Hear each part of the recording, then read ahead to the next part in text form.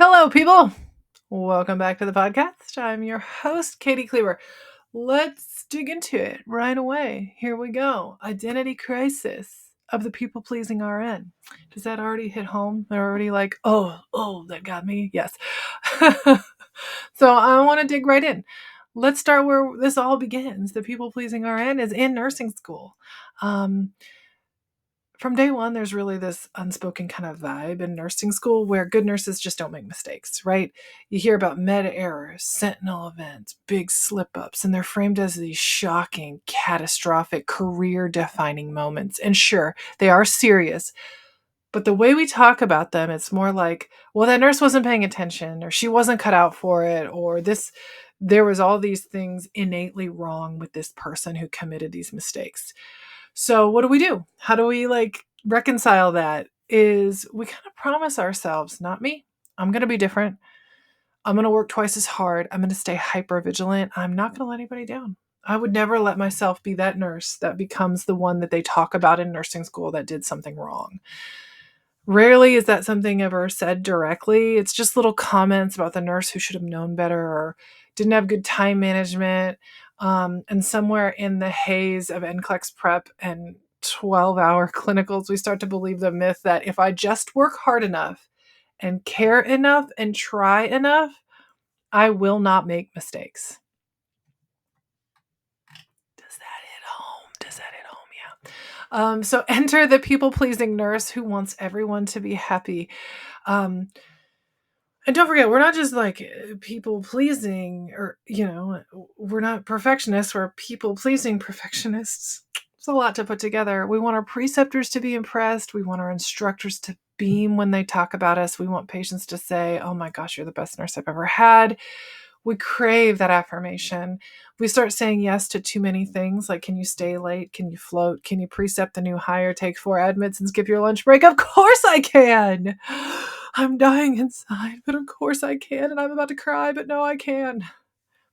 We can over apologize, downplay our own needs, don't ask for help when we're drowning. We kind of quietly resent coworkers who do ask for what they need because how dare they, right? Like, what? We've tethered our identity to being helpful, valuable, easy to work with, and competent. We want to be seen, we want to matter, and we want to be enough.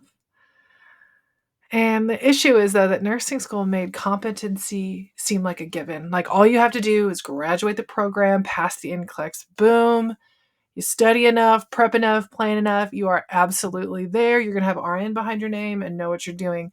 But then when you hit that nursing floor, the phone is going off, the IV pump is beeping, the patient is spiraling, and you realize, holy moly, it's not that simple. So that vision of being perfectly competent is farther away than we really thought. So, perfectionism, when it meets reality, it's that plot twist we didn't really see coming. Graduate, pass the NCLEX, walk onto the unit with crisp figs scrubs, big dreams, and ready to be the calm, competent nurse that you've worked so hard to become. And then reality is there. It's messy, loud, 7 patients, broken glucometer, confused fall risk guy trying to hop out of bed, and 2 phone calls on hold for you. You're not the composed, confident nurse you kind of imagined you'd be. You're the one charting 2 hours behind, who forgot to grab meds before heading into the isolation room, who gave the Tylenol and scanned it, but then did something else, and then the charting timed out and never actually showed up. And that perfectionist in you is panicking, right? Did everything right. I did all the things. I worked hard, cared deeply, stayed up late and obsessed over every point in nursing school. And now, even though I did all that stuff right, here I am behind, overwhelmed, and I am not impressed with myself. What in the world? Emotional identity crisis loading, right? That voice in our head can be like, all right, You're not cut out for this. Remember? Only the good nurses, like, if you were cut out for this, you wouldn't be overwhelmed. You're overwhelmed, right? So you can't be cut out for this, right? The truth is, though, that like real nursing care is not this performance. It's not a clean, linear checklist. It's this dynamic, high stakes environment of imperfect information, conflicting priorities, and very human variables. You're taught that if you're just vigilant enough, you'll avoid every mistake. But in practice, no amount of hypervigilance can account for everything. And if we're hypervigilant about some things, we might be missing other things. So you can be careful, competent, and compassionate, but still miss something. Doesn't make you broken. It makes you a human. But for the people-pleasing, perfectionist nurse, that can feel like a huge identity crisis. If being that perfect nurse was your whole goal, and you realize I can't do that, that's where your identity crisis really comes in. And it's just like, I want to bail. I want to get out of here. If I can't do it and be the best, I'm not going to do it. And then that investment, that asset of your nursing license degree is for what, right? The last thing I want is someone to get to a point where they're like, I got to leave. I can't do it because identity crisis really got me. So I want to talk about when being a good nurse, like that goal just stops working for you because you realize you can't be as good as you thought you could be. And that's the part I think we don't talk about enough. When you've spent so much energy trying to be helpful, capable, easy to work with, what happens when that version of you starts to unravel? You miss something, you disappoint someone, you get feedback that stings. You start saying no simply because you're exhausted, and you advocate yourself finally, and then someone doesn't like it. All of a sudden, that identity you built, that nurse who always says yes, one who never complains, one who's always on top of things, just starts to crack. So if you think, if I'm not the one who fixes everything, then what's my value? Like, if I mess up, are people going to respect me still? If I set a boundary, are people going to hate me? Will I lose their trust? And that is kind of that identity crisis. Your coping mechanism of trying to be the perfect nurse starts to feel like a cage. People pleasing, though, is not the same as compassion. Constantly saying yes does not mean you're more committed. And never disappointing anyone, that's not a realistic and healthy goal. That's where grief kind of starts to sink in. You grieve the version of yourself that's thought, I can do it all, be all, handle all. And you grieve kind of that fantasy that if you just tried hard enough, you'd never feel this inadequate. But here's the deal. This is not the bailout point. This is not the, am I cut out for this? I have to not work as a nurse anymore. That's not the end. I think that's just a turning point. Okay. The moment that you realize trying to earn your worth through overwork, perfectionism, and self-sacrifice is not sustainable is the same moment you can really start building that truer version of who you are. It's not the perfect nurse. It's a human being doing their best in a really intense role. So I think we can reclaim our humanity in this high pressure role.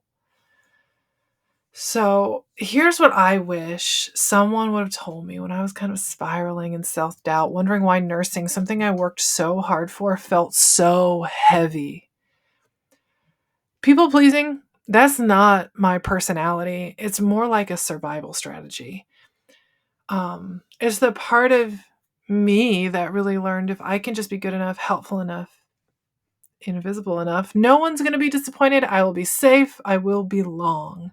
And honestly, it does kind of make sense, especially when we're in a field where your mistakes aren't just about you. It's not putting the wrong number in the spreadsheet or, moving here from here to doing this. It's stuff that really impacts like lives in a very real way. So we kind of like go into overdrive to try to prevent failure. But our nervous system is wired to seek approval and avoid rejection. But we're not like a robot in Scrubs. We're a human being in a high stakes, emotionally demanding role, which means you're going to mess up sometimes. You're going to disappoint people. You're going to have moments where you feel like you're failing, and even though you're not. And none of that means you're not a good nurse. So it's important to reclaim something deeper than perfection, and that's humanity. Redefining what it means to be excellent. Excellence is not never making mistakes. It's owning them with integrity. Strength is not saying yes to everything. Strength is knowing what to say no to and what to say yes to and honoring it. And confidence is not never feeling insecure. It's moving forward anyway, grounded in self-awareness and not approval. And it also means being honest about your limits. You do not have this infinite source of comfort, energy, and emotional labor for your unit. You just don't. Again, a robot would. You won't. And there's like, I felt this deeply at the bedside, but I had a renewed sense of it when I had children, because they want lots of comfort, energy, and emotional labor. And there's a point where it's just like, I can't constantly give this all. I can't. I physically can't constantly be exactly what they need. I'm going to mess up. I'm going to be really frustrated and say something I really feel bad about, or not manage my time, and we're going to miss something that they wanted to do, or I'm going to forget to get X, Y, and Z. There's so many things. And it's like, yeah, a robot would have done this all perfectly, but they don't want a robot for their mom. They want a human, and that's our humanity. So I don't want you to think you're the fixer of every problem or the buffer for every difficult dynamic. You're allowed to have needs, allowed to protect your peace, and you're allowed to be a nurse and a person, okay? I think one of the most healing things I've ever done, both personally and professionally, is to start treating myself with the same compassion I extend to my patients, and now as a mom, to my kids. Because I'd never look at a patient who is doing their best in hard circumstances and say, oh my gosh, you are falling short. You are not good enough. So why am I saying that to myself? So when you start practicing compassion with yourself, you don't really lose your edge. You kind of sharpen it more than anything. You become more grounded, more resilient, and more aligned with the kind of nurse you actually want to be. Not the impossible one, impractical one you imagined back in school. So if you're listening and you feel that ache in your chest and that voice saying, I'm tired of being everything for everyone, I want you to make sure that you know that you don't have to prove your worth through burnout. You don't have to earn your belonging by erasing boundaries. You're worthy, you're enough, you're human, and that's good enough. And I want to talk about what the sheer pressure of what we do, right? Like, nursing is not a job. We're literally responsible for people's lives. So of course, we naturally feel the need to be excellent and hold ourselves to impossible standards, because the stakes are high, because we care, because mistakes do feel terrifying professionally and morally. And that pressure makes sense. It's not a bug or a flaw in the system. It's because we're human. Like, humans would have that feeling of pressure from all of that. We are not some clinical robots who can run perfectly with zero error margins. Even in the highest acuity settings, ICUs, trauma bays, and our codes, there's got to be some space for human variability, missteps, and course correction. And ironically, the higher the stakes, the higher the pressure, the more self-compassion we need, not less. Because shame, that's not a great performance enhancer. It might feel motivating in the short term, like, I never want to feel this way again, so I'm going to do better next time. But Shame actually undermines your learning and increases anxiety. It disconnects you from your instincts and creates this loop where your identity gets tangled up in your performance, and you start to believe, if I make a mistake, I am a mistake, I'm not worthy, I shouldn't be here. And that's a really dangerous mindset in a high pressure field. So I want to do kind of a comparison here. Let's look at this through a different lens. We're knee deep in nursing. Let me pull us out a little bit. Let's think of a pro NBA player in a championship game. Ton of pressure, right? The world is watching. The stakes are huge. X is going to blow up with everyone talking about you, no matter what you do. Um, let's say we're standing at the free throw line in a high stakes game right at the end, trying to win the game with a free throw.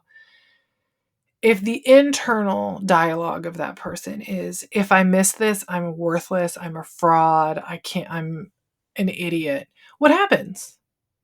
Their body tightens up, their focus narrows, their performance suffers. When we're mean to ourselves, when we're an intense internal critic, that does not enhance performance. Instead, picture someone coming up to the line and telling themselves, I'm grounded, I'm confident, I am trained for this, I trust myself, let's do this.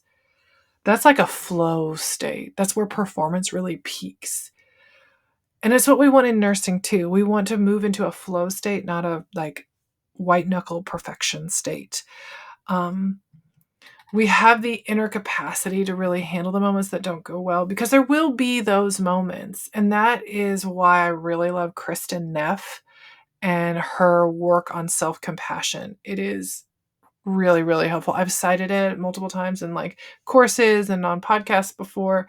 But she talks about how self-compassion is not just being soft or going easy on yourself, but it's really the foundation of resilience, which is required in life, not just in nursing, but in life. When you respond to failure with curiosity instead of criticism, when you say, hey, this is hard, but I'm okay, instead of I'm terrible, you stay open, you keep learning, and you don't shut down. That's how you grow. That's how you build the kind of competence that lasts, and how you become the kind of nurse that can navigate the intensity of this work with grace, not just grit. Okay.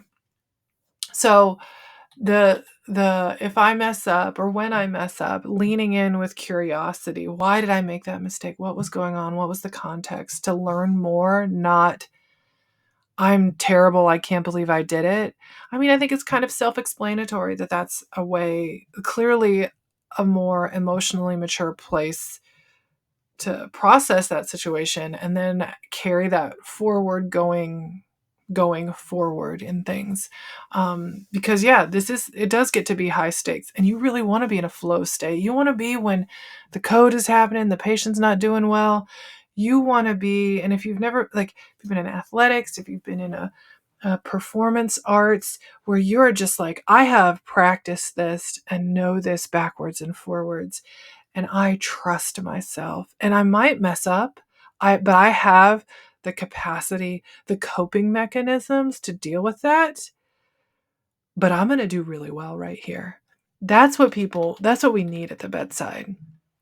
So I want to give you a little framework to deal with mistakes, because you're going to disappoint someone. It might be your preceptor, it might be your patient, it might be your manager, coworker, educator, whomever. Or it might, you might be hardest on yourself. And when it happens, your brain might want to spiral, and just say, hey, this is clearly, you're not enough, you're not good enough, you're not cut out for this. Here, this is evidence for this. They think I'm a terrible nurse, or whatever it might be. I want to slow that down. Disappointment's not the same as failure, and neither one of those things defines your worth. So here's what I recommend, both as a nurse who has been in the therapy chair and also in the bathroom silently holding back tears and trying not to cry kind of thing. I want you to pause and breathe, regulating our nervous system, taking some good deep breaths.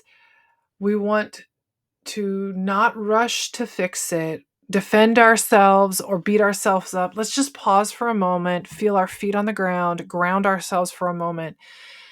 while the moment feels huge, it is a moment, and it doesn't rewrite your story or, like it's a moment, and we just need to pause for a moment and breathe. Try not to breathe into the mic there. But in that pause, it's helpful to, in our brain, acknowledge the emotion we're feeling: overwhelmed, scared, sad, disappointed, humiliated, whatever it might be. Now, step 2 is to take ownership, though, without over-identifying. Think to ourselves, what happened next? Own our part. Don't confuse having a misstep with being a failure. Instead of, oh, I'm just the worst, we want to say to ourselves, oh, okay, I did this. I can see how this impacts things, and I'm going to adjust and make this right and move forward. That's professional, healthy, that's emotionally intelligent, okay? We can have big feelings, regulate them, and then take ownership without over-identifying. Step 3, remember to reframe the shame. Your brain wants to protect you, and it thinks shame will help. But like we talked about earlier, shame really narrows your thinking, increases your anxiety, and lowers performance. So Dr. Neff calls this backdraft, a pain that flares up when we start treating ourselves with kindness instead of punishment. We don't want the shame to express or feel shame just for being kind to ourselves. Like, we can give ourselves some kindness, okay? You're not weak for needing compassion. You're wise for using it as a strategy for growth. And that might be a new thing, new concept to a lot of us. So reminding of the backdraft, like that this is very common, that when we do finally extend ourselves some compassion instead of punishment, it might actually feel a little odd and wrong, but that's not a weakness. Or maybe if we have that mentality that I need to be punished for my mistakes, which I think a lot of us have that kind of framework in our brain, and it takes repetition and reassurance to kind of undo that. But you know, we need to use this as a strategy for growth. And I'm not saying we can't take ownership of mistakes we've made, especially if we've done something wrong and we were being careless, or we were being, those are all things that we can acknowledge and still become better. But we don't want to get lost in those. Okay. So I'm not talking to the person who does not care that they made mistakes. I'm talking to the people who over-identify with them. So step 4, reflect and reset. So ask yourself, what did I learn here? What would I do differently next time? What support or would help me in the future? Remember, it's not about perfection. It's more about pattern recognition. You're not here to be flawless, but you do need to keep learning. And hopefully by repetition, the amount of mistakes or things, you're going to learn so much that you're not really making a lot of them, because you've learned a lot and you're applying it as you move forward. And I am such a big fan of maximizing every mistake you make. When you do something wrong, get as much value out of it as you can so you don't repeat it in the future. And my last step of this framework is to connect instead of isolating. Shame thrives in silence. Text your work friend, talk to somebody who gets it, or even as simple as, other nurses have felt this too, I'm not alone. Our suffering gets amplified in isolation, so we want to be cognizant and use our very mature prefrontal cortex to actively remind ourselves we're not alone.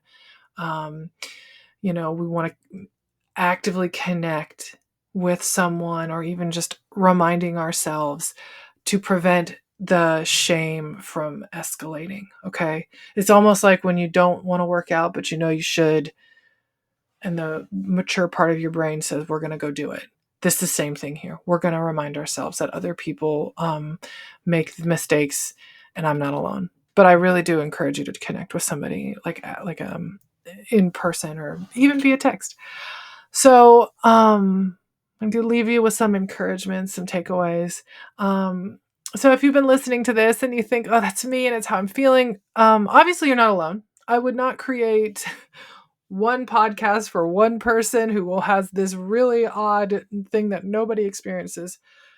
The reason I'm making this podcast is because I get emails, DMs. I've had hallway convos with nurses who feel the same tension. I see it on the faces of all the new grads, to be honest.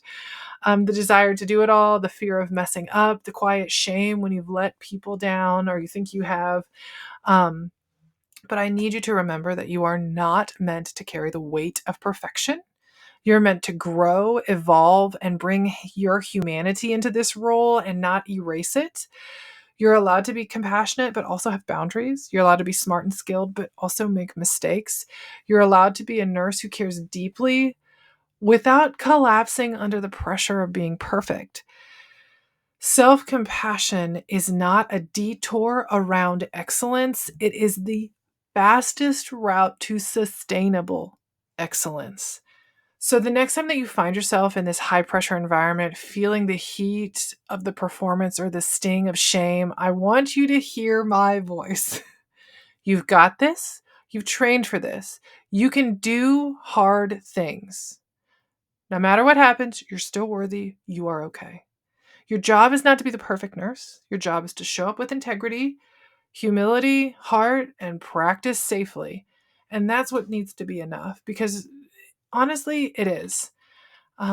So that's my spiel for today, guys. If it resonated with you, it felt understood and heard, maybe a little lighter, like, subscribe, follow, or send this to somebody that it might hit home with them. Chat about it, maybe grab some other nurses and go to get some coffee and talk about it. Um, if you want to go deeper and get access to weekly conversations like this, I have calls like this every week with my All Access Pass members. So I'll put a link to that in the description of the episode if you want to check out what being an All Access Pass member looks like. I'm going to throw in some links from Dr. Kristen Neff about self-compassion. She's 10 out of 10. I've been reading her stuff for years and she's so good at it. Explaining self-compassion. Love it. And if you haven't already, hop on my email list at FreshRN.com. You'll get a welcome email with a bunch of emails of just great resources, ways to stay connected, and a lot of free resources.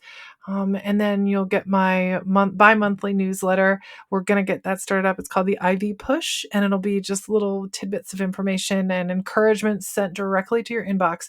So thanks, guys, so much for hanging out to me today, and stay fresh.